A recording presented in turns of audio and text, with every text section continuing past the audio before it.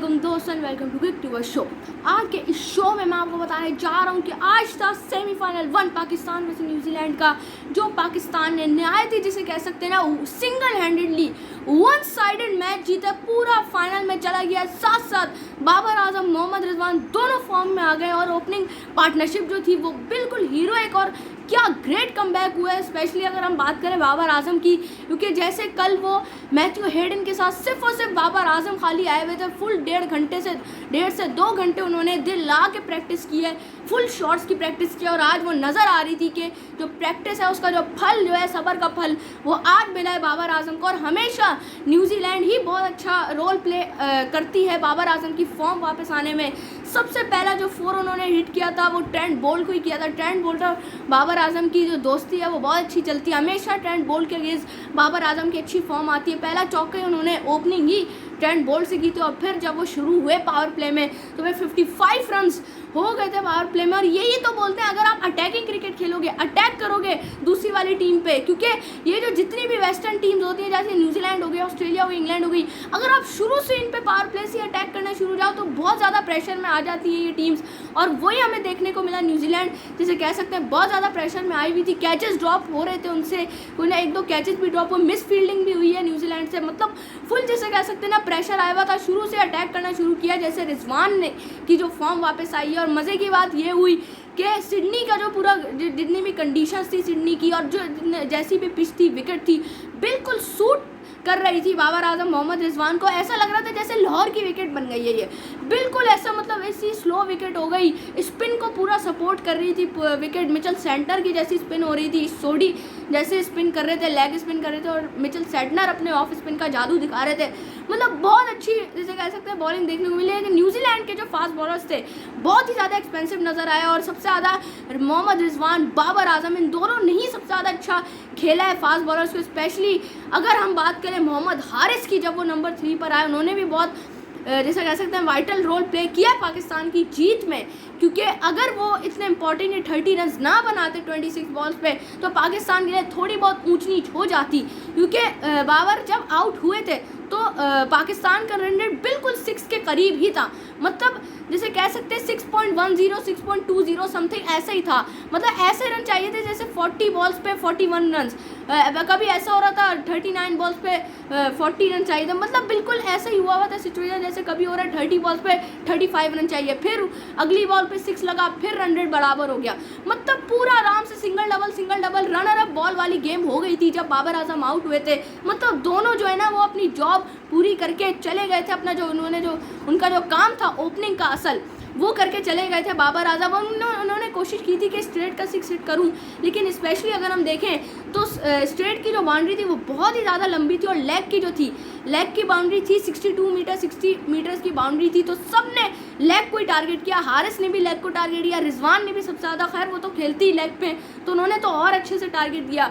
बाबर आजम के भी ज़्यादातर शॉट्स लेग पर ही गए, हालांकि वो भी ऑफ पे भी खेलते हैं, लेग पे भी खेलते हैं, स्ट्रेट पर भी खेलते हैं, सब जगह उन्होंने शॉट्स खेले हैं। लेकिन अगर हम मेजॉरिटी ऑफ शॉट्स की बात करें तो लेग पर ही लगे हैं। और आज पाकिस्तान की पूरी बैटिंग लाइनअप जितनी भी आए, शान मसूद भी आके खेले, सब ने लेग को टारगेट किया है। अगर हम देखें, मतलब जैसे कह सकते हैं ना लेग की बाउंड्री बहुत ही ज़्यादा जैसे कहते हैं गोल्डन साबित हो गई पाकिस्तान के लिए। और अगर हम बात करें बाबर आजम, मोहम्मद रिजवान ऐसे खेल रहे थे जैसे वो यूएई या पाकिस्तानी कंडीशंस में खेल रहे हैं, बिल्कुल सेम टू सेम ऐसे खेल रहे थे वो। अच्छी बात है, बहुत ज़्यादा लक भी साथ आई है पाकिस्तानी टीम की, क्योंकि अगर ऐसी कंडीशन हुई होती जैसे जो न्यूजीलैंड को की जो फास्ट बॉलर्स हैं, जैसे वो पेस बैटरी है उनकी, one of the best fast bowlers हैं उनके पास अभी, ट्रेंट बोल्ट हो गए, साउदी हो गए, लॉकी फर्गूसन का तो आज बिल्कुल बॉलिंग चली नहीं, पेस वो करा रहे थे, बॉलिंग सही करा रहे थे, वो बाउंसर भी करा रहे थे, लेकिन उनको 6 और 4 ही रहे थे, एक भी विकेट नहीं ले पाए थे लॉकी फर्गूसन। जो असल जो किया है वो स्पिनर्स ने ही रोल प्ले किया है।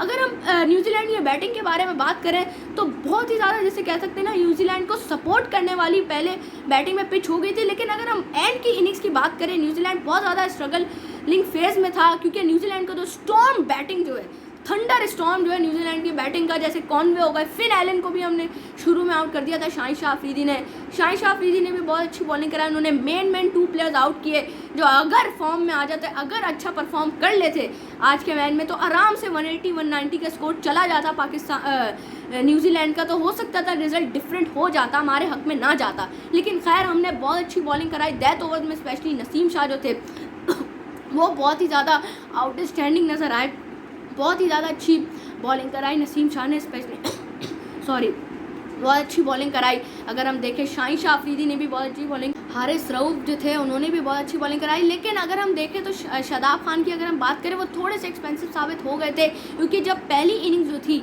वो बिल्कुल भी स्पिन को ज़्यादा सपोर्ट नहीं कर रही थी। शुरू के ओवर्स उनके अच्छे गए थे, लेकिन आखिरी को जो 2 ओवर्स थे वो थोड़े बहुत उन्होंने 6-4 रन दे दिए थे। और अगर हम न्यूजीलैंड की बैटिंग की तरफ से बात करें तो केन विलियमसन और डैरेल मिचेल जो है उनको सबसे ज़्यादा क्रेडिट जाता है न्यूजीलैंड की बैटिंग की तरफ से। अगर वो दोनों सही टाइम पे एक क्रूशल पार्टनरशिप नहीं बिल्ड करते 50 रन की, तो न्यूजीलैंड का इतना भी स्कोर नहीं बनना था। एटलीस्ट अगर हम बात करें मिनिमम स्कोर का तो 130-140 बनना था न्यूजीलैंड का, अगर डैरेल मिचेल और केन विलियमसन नहीं चल पाते, अच्छी परफॉर्मेंस नहीं करते, क्रूशल टाइम पे असेंशियल पार्टनरशिप नहीं बना पाते। केन विलियमसन अभी अनफॉर्चुनेटली 50 नहीं कर पाए थे, 40 रन पे आउट हो गए थे। लेकिन डैरेल मिचेल जो है उन्होंने 50 स्कोर किया। और पिछला वाला जो सेमीफाइनल था उनका, पिछला जो वर्ल्ड कप हुआ था यूएई में, उसमें अबू धाबी में मैच हो रहा था सेमीफाइनल इंग्लैंड के अगेंस्ट, उसमें भी उन्होंने 50 स्कोर की थी, 72 रन की इनिंग्स खेली थी, जो न्यूजीलैंड को अपनी टीम को मैच भी जिता दिया था। लेकिन उस वक्त डिफरेंट बॉलिंग लाइनअप थी, इस वक्त डिफरेंट बॉलिंग लाइनअप थी। और पाकिस्तान की जो bowling lineup one of the best जा रही है इस T20 वर्ल्ड कप में। अगर आप इकोनॉमी की बात करें तो सबसे बेस्ट इकोनॉमी जा रही है इस पूरे वर्ल्ड कप में टीम में, तो वो पाकिस्तान की 6.46 की इकोनॉमी, मतलब इतनी ज़बरदस्त। सबके सब बॉलर्स एवरेज जो इकोनॉमी जा रही है सबकी 6.46-7 समथिंग जा रही है, कोई भी 8 से ऊपर या 9 से ऊपर नहीं जा रहा।